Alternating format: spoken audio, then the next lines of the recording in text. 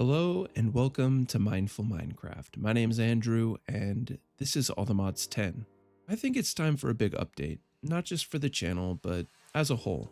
This isn't All the Mods 9, you're right. So what's it doing here on the channel? Well, I'd like to start by saying that this is going to be a pseudo continuation of the old All the Mods 9 series. However, we will be starting fresh here on All the Mods 10.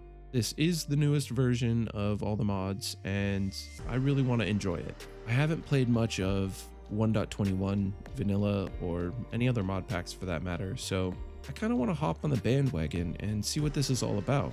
I've already communicated a fair amount of information regarding the early game for all the mods 9, and honestly, I'm kind of tapped out. I keep corrupting my world, tons of technical difficulties, and I'm new to this still, I'm learning, so please bear with me. I do want to play something new, and I want to play it the way that I want to play it, so if that's not for you, hey, thanks for stopping by. Life has been, lifing, and this is Mindful Minecraft, so I don't need to feel forced to do something I don't want to do. That being said, Create Chronicles is going well. I love that pack, it's fun. That's going to stick around, but All the Mods 10 is going to be our new replacer series for All the Mods 9, and it's going to stay around as long as I can keep it here. If you're ready for some amazing adventures and awesome automations, grab a snack, your favorite beverage, sit back, relax, and enjoy the first of many All the Mods 10 episodes. As we start, there are definitely a few things we should keep in mind so that we stay on track. This video is going to be sectioned into 3 main chapters, as will every video after this. So let's go ahead and dive into our first section. Chapter 1. Starting out. We need to get ourselves a healthy helping of resources to begin our All the Mods journey, and this usually starts the same across any playthrough of vanilla or any other mod pack. We need to start with the basics: wood, cobblestone, the starting ores like copper, iron, and gold, and probably some food. That means we need harvesting tools, so let's take a look at Silent Gear. This mod is very similar to the popular toolsmithing mod Tinker's Construct, or Tetra, as it allows us to piece together repairable tools. To begin, we're going to need to make ourselves a very crude repair kit and a stone anvil, and these are going to make our lives so much easier. So let's start with the stone anvil, and to make this, we need to take 3 cobblestone and arrange it in an A pattern in the bottom of our crafting window. And then we need to put a single dirt into the bottom middle slot. Now, what is this? Well, if we place it down, we can place our logs on it, but we can't quite use it yet. Let me make the next little piece to our puzzle, a fillet knife from Aquaculture 2, using 1 stick and 2 wooden planks, crafted like a sword but diagonally. This will yield us a little wooden fillet knife. Now, this works just like the Farmer's Delight knives, and my honest opinion is those are the best knives in the history of modded Minecraft. This will allow us to harvest straw from the surrounding grass or allow us to chop up certain things. We will get into straw later on, so don't worry about that feature quite yet. This is just the easiest knife for us to get in the beginning, seeing as there's no visible gravel nearby. Now we take our knife in our main hand, and we right-click the log that's placed inside of our stone anvil to create 6 blank template boards per log. The rest is simple. Let's craft up the rest of our tools. We just need to make a pickaxe template and an axe template. Instead of using wood or cobblestone, you replace the material slot with these boards. Then you use your resources you want to use for the tool with those template boards. Note, these are single-time use. Eventually, we'll get blueprints, which are reusable. They don't disappear. Now that we've got our tools crafted, we need a way to repair them. Let's make our first repair kit, the very crude repair kit. This will only cost us 5 template boards and 1 stone variant of any kind, like granite, diorite, tuff, andesite, etc., and then 1 stick. Then we can fill it with our preferred repairing material. It will hold 8 pieces of our repair material. Tools, check. It's time to move on and find some flint to make a better knife, and then find the materials we need for our first ever backpack. This is going to be integral to our entire playthrough. There's gotta be a village somewhere around here. That will at least help us with food for a while, so let's get going. Gravel, yes, let's get this knife made up. It's super simple, just a flint above a stick. We got our flint knife from Farmer's Delight, and let me tell you, this is such a powerful early game tool in modded Minecraft. It doubles as not only a weapon, but think of it like a hunter's skinning knife. If we open up JEI and we press our U key while hovering over our item here, we can navigate to the information tab. These knives guarantee secondary drops such as leather, wool, animal fat, feathers, etc. So it's super useful for us right now. Now that we've got this, let's go loot up this village over here. Sadly, I recorded this part and then ended up putting some sealed up storage crates from immersive engineering into my new backpack, and well, everything disappeared from the inside of them. So sadly, we lost most of our village loot. As I was scouting for some bees, I ran across a zombie wearing a base tier backpack. That was so lucky. That's how I got the backpack, but I'm still going to craft up another backpack in a little bit so I can show you how to craft it. I think this is a good point to transition into our next chapter. This is what I wanted to start with. These sturdy bee cages, they're a lot more useful than you may think. If I didn't know what this was and I was looting, I'd probably ignore it to save the inventory slot. What a mistake that would have been. We are going to go exploring and try to find some bees so I can introduce you all to one of my new favorite mods. Chapter 2: Productive Bees. Now, I'd like to lead with a disclaimer. I am no expert on bees in vanilla Minecraft, let alone productive bees.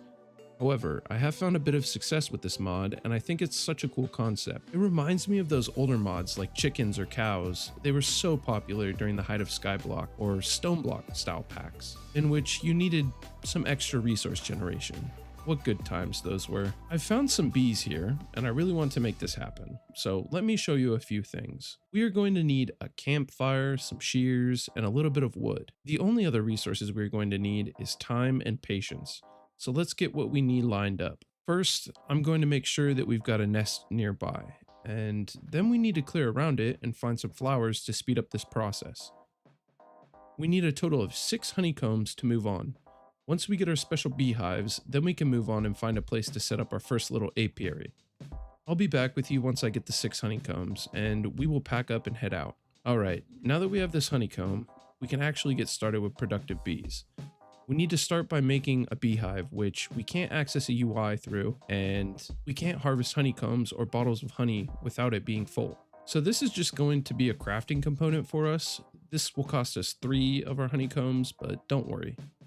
Next up, we need to make an advanced beehive. This is going to require 1 vanilla beehive, 1 campfire, 1 set of shears, 2 honeycomb, and 4 planks of your choice. If we were to place this down and right click on it, you would see that it has 3 slots for bees.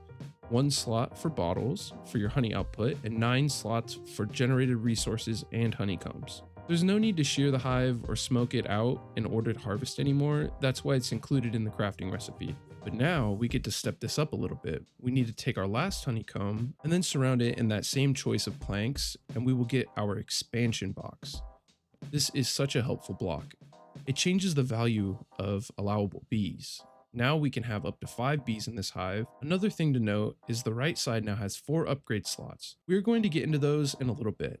It's time to run along and find a spot for our first little bee hut. Then we need to breed our first bees. So let's find a peaceful location for our little bee farm. Welcome to Operation Bumble Blast. This is going to be our main base of bee operations for the time being. Get it? I thought it was funny, so make sure to leave a bee related pun in the comments down below if you thought it was funny. Now that we have our cool little bee camp set up, I think I should tell you a little bit about our bee friends. As some of you may know, I am an absolute nerd for biology, ecology, and the like. I'm a gardener for a local school district, and I work in close proximity to these friendly flyers every single day. If you've ever come across a bumblebee, you know the fuzzy ones, or scientifically classified as bombus, then you probably know they're as welcoming as you are to them. They're such friendly, benevolent little creatures. They aren't the mean ones that sting you or swarm you, and they're not solitary. However, they just vibe out by themselves, and they can't be bothered to let you stress them out. One cool thing about bumblebees is that they don't nest the way a wasp or a honeybee does. They actually take over abandoned isolated areas like downed logs, old rodent dens, or even under massive tufts of grass. The latter of species, they actually find pieces of organic matter and they chew it up and spit it out. Think of it like them 3D printing a nest up in a tree, under roof overhangs,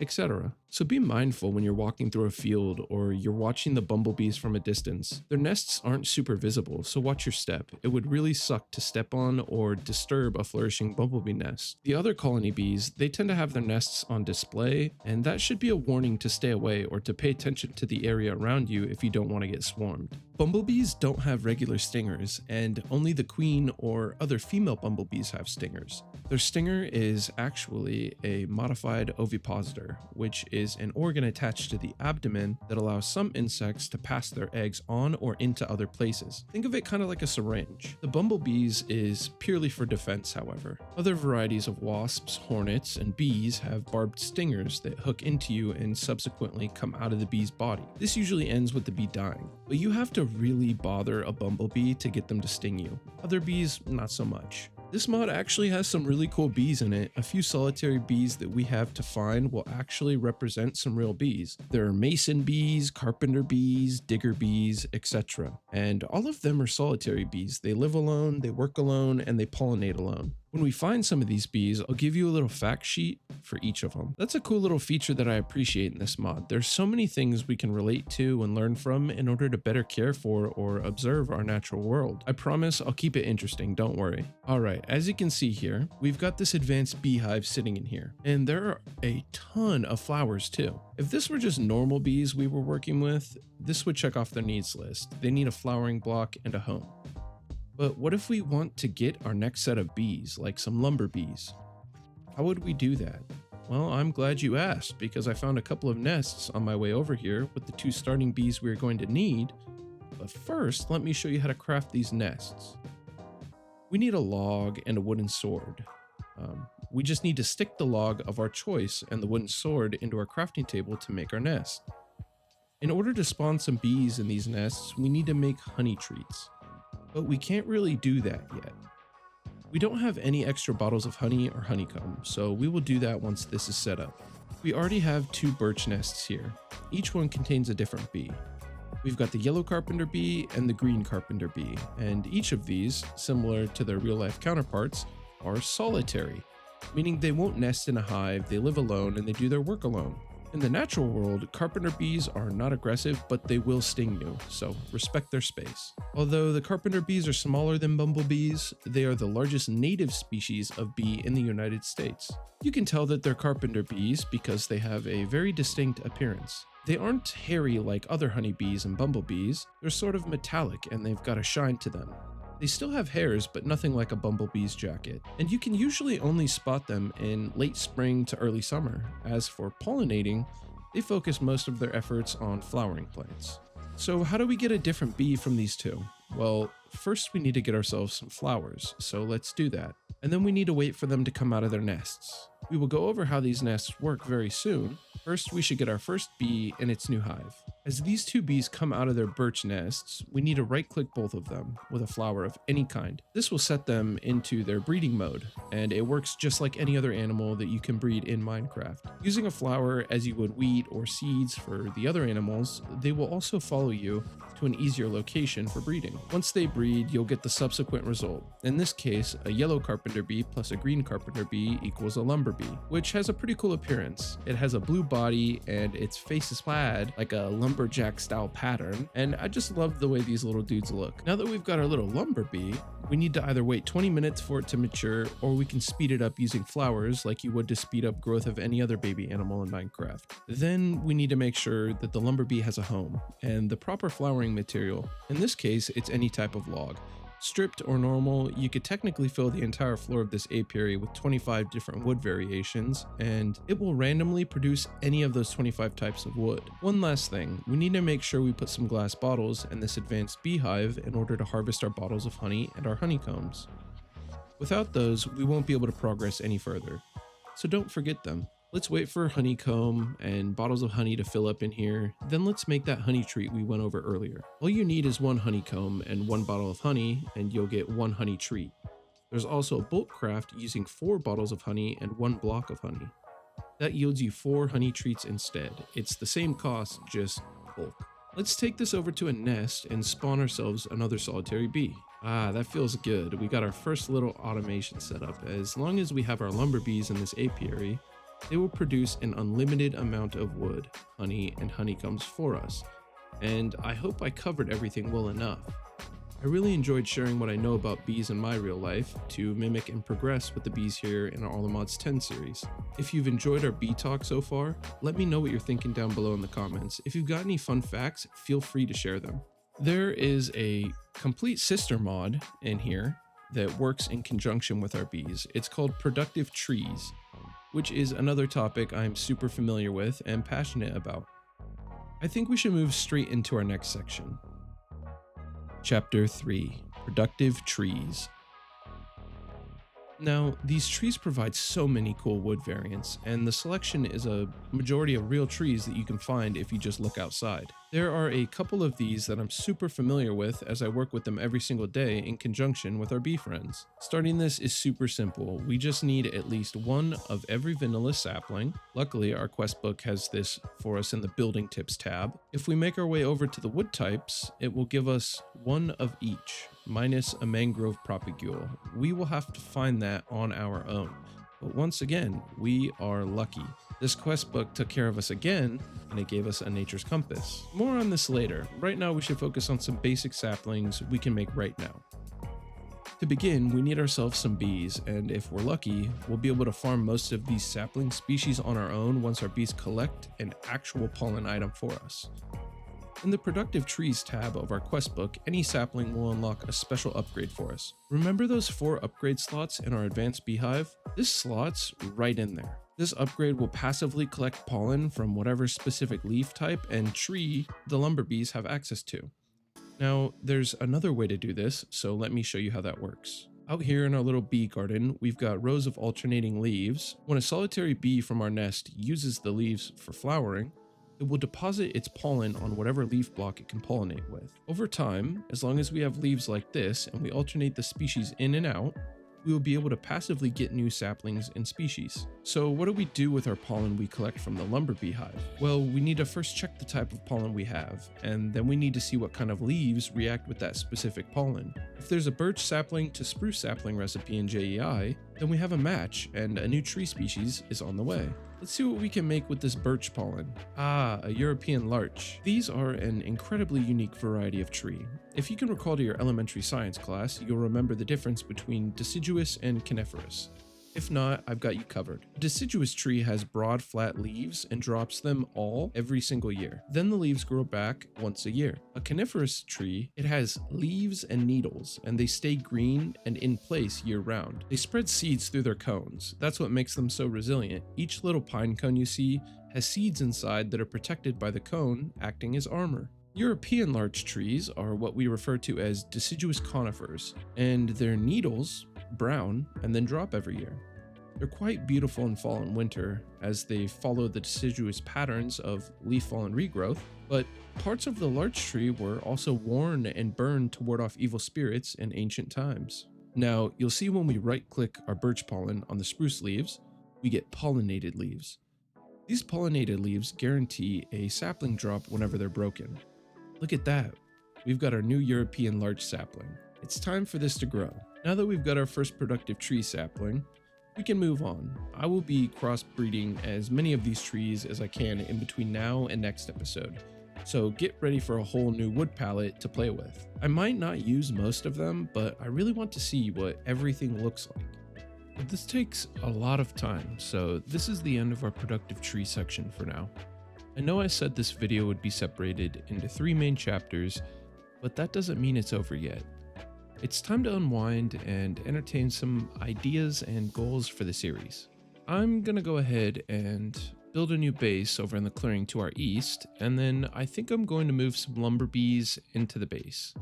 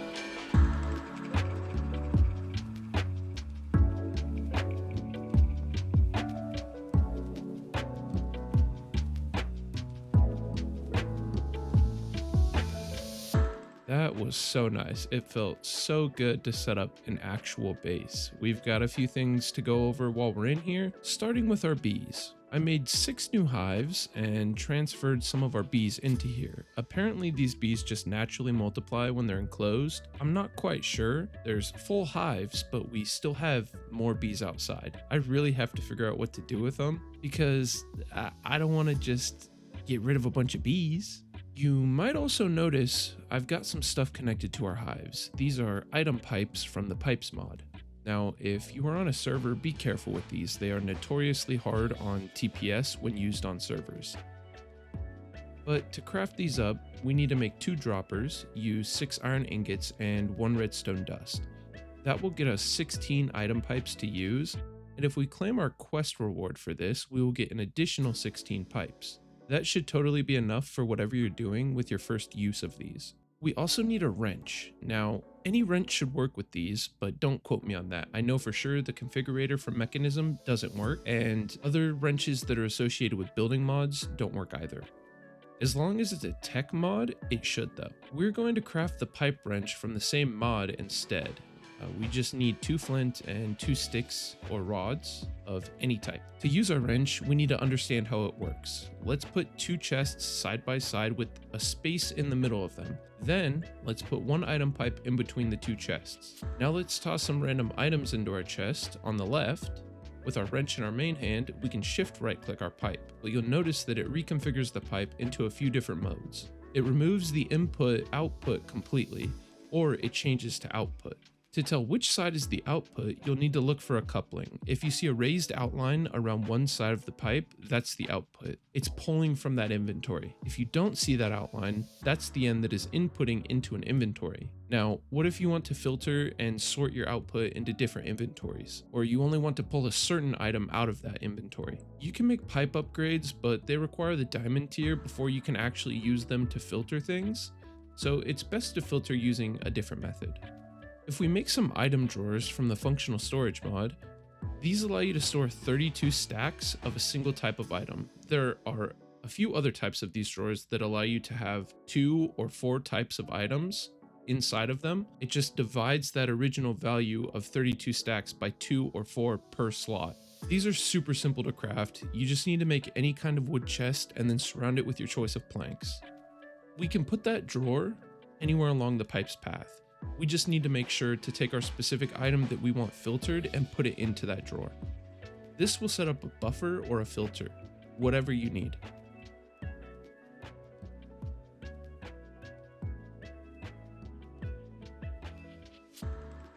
I'll be going over functional storage and sophisticated storage later on. Both help with early game inventory management and storage so much, but for now, this is a fantastic way to get the job we need done. So with all of that information, hopefully this makes more sense. I've got pipes connected to every hive, and then I've got them set to output on the top. The 2 sets of pipes meet in the middle of our apiary, and they're connected to 3 different item drawers with the filters that we need to make this work.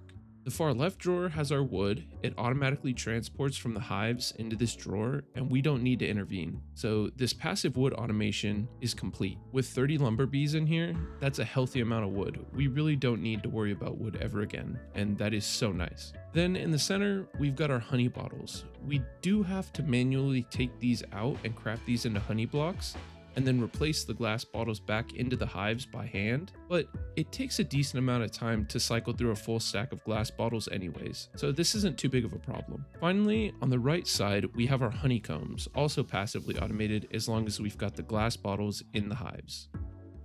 Now, that's as much as I've done. I've got some AFK time under the belt here to let this wood and honey stack up, and I'm ready to go on our first real mining trip or exploration run, whichever one. I'm wondering, do we go look for a waystone or do we go look for an interesting structure? I honestly think we should go find some Ars Nouveau resources. The best way for us to do this is to take that nature's compass from earlier and search for an Archwood forest. If we take this nature's compass and we right click with it in our main hand, it'll open up a search bar and a library filled with all the different biomes we could find. Once you select the biome, you just confirm and then let it search. It'll give you a little display on the left side of the screen as long as it's in either of your hands. It tells us the coordinates of the biome, and the distance and direction of the biome from our location. I love using this when I want to find something new or I want to check out some modded biomes I've never seen. Well, it looks like there's an Archwood forest about 1400 blocks away. It's time to embark. Let's make sure we've got what we need to survive this journey, and then let's go get a list of items. I know for sure we're going to need a ton of gold, a ton of lapis, some diamonds, the Archwood itself, and then some source berries. Everything else we should have.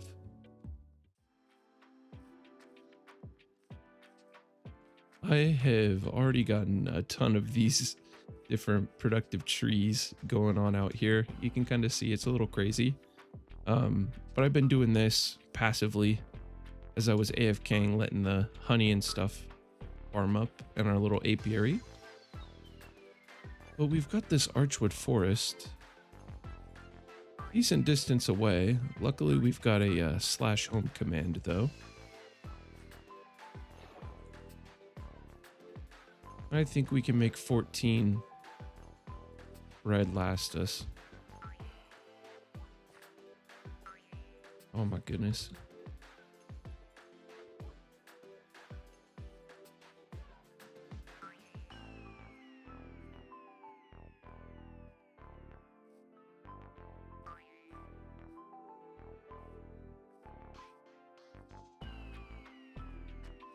And if you're wondering how I'm doing all these jumps, I've got a couple artifacts here. We've got the bunny hoppers. They let us jump higher, and then I've got some springy boots, and they just let us bounce so we don't take fall damage if we're careful. Whoa, that's a big jump. What's this little guy? Is that a nomad bee? That's a nomad bee. Oh look, a cow. I can finally show you how this knife works from Farmer's Delight. So you'll know sometimes when you take a cow out, it doesn't actually drop leather every single time. But with these, they do. You'll notice we got one leather there. I almost hit the baby.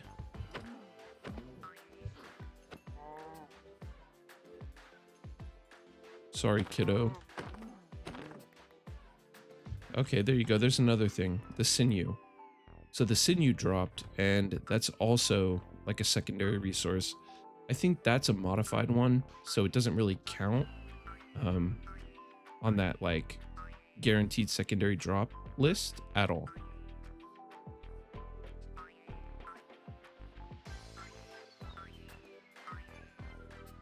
But we're about 1,000 blocks away.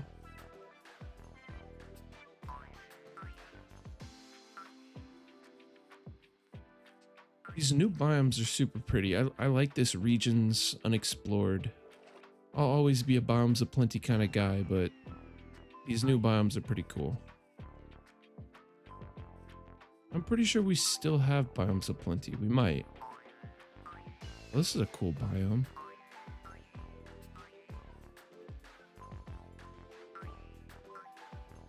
Skyris. This is from all the biomes we've gone.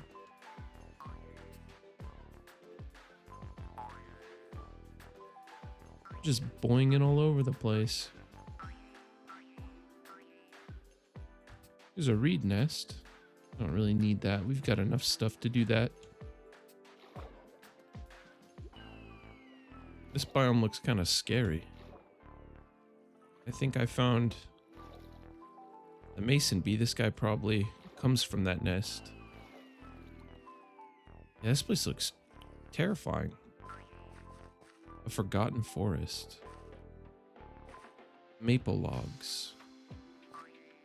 Another cool wood type.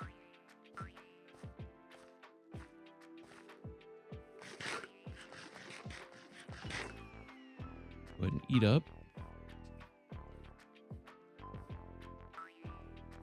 We're almost back to spawn. Yeah, this is basically where we spawned, was right here. If you did not know, in all the mods, there's a /spawn command. It'll send you back all the way to spawn.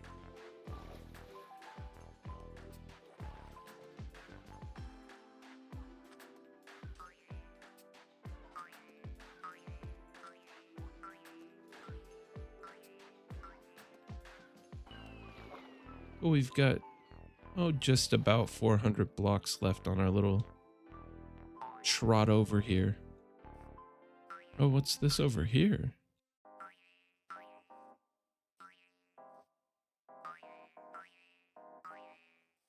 This is just like a tower, maybe? What is this? Let's sneak in through the side. Oh yeah, this is just a tower. What's it got for us? Oh, there's some free leather. I'm not gonna go in too far. Gonna grab that stuff. You know what would be nice though? We could just take 3 of those, make ourselves a sleeping bag, and then we can skip the nighttime here.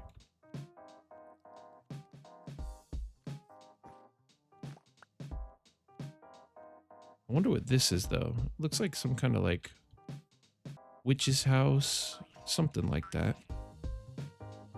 Oh, this is surely some kind of witch building. We'll save this for later. Oh yeah, on the minimap there, it's showing a bunch of witches. Yeah, we'll save that for later. But I see our Archwood forest. We made it. We made it. Let's go.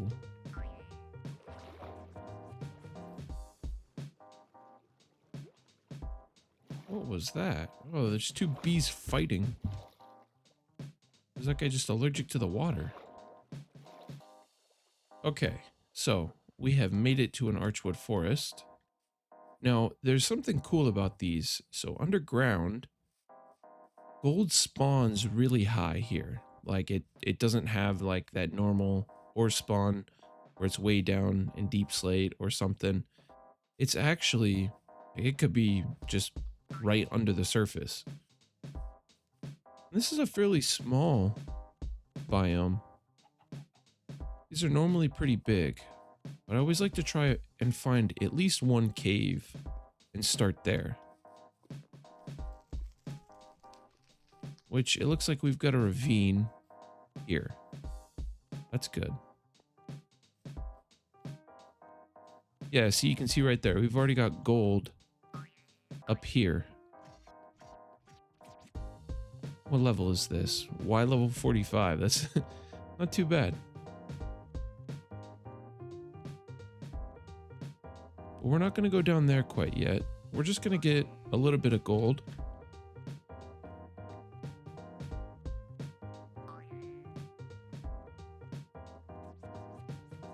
Our main focus is honestly just the trees right now. We want to get a little bit of everything.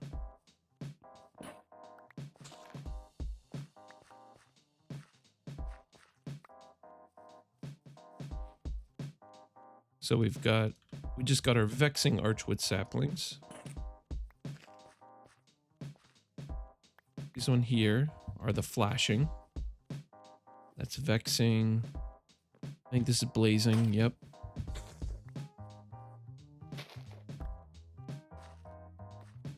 Our blazing and then flourishing should be green, yep.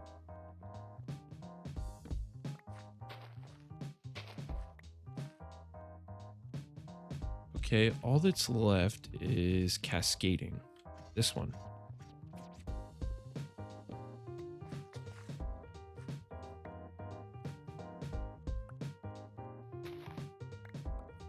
So now we've got one of every type, although it cost us our hunger.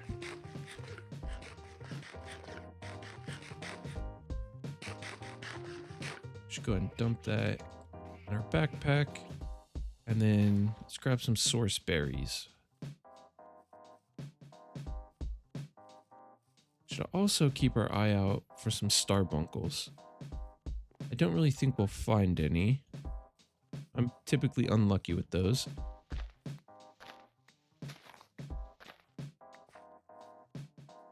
Oh, what's this guy? Blazing wheeled walker? I'm not gonna mess with that dude. We'll definitely find some starbuncles in a little bit. For now, I think we should make it home because we've got all the saplings we need. Now that we're home, let's talk about the foundations we're working with here. I really wanted to get into a couple of mods in this first episode. That way we have a solid foundation to start working with. The importance of early resource generation and item logistics is really important in modern Minecraft.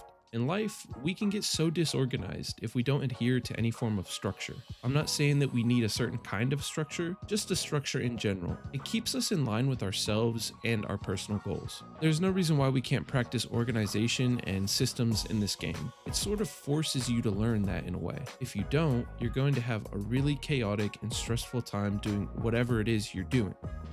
If you do, you're going to learn another way to think or compartmentalize a task or set of goals. To me, it always feels like the general point of these type of games is to give us control. So we should use that when we can.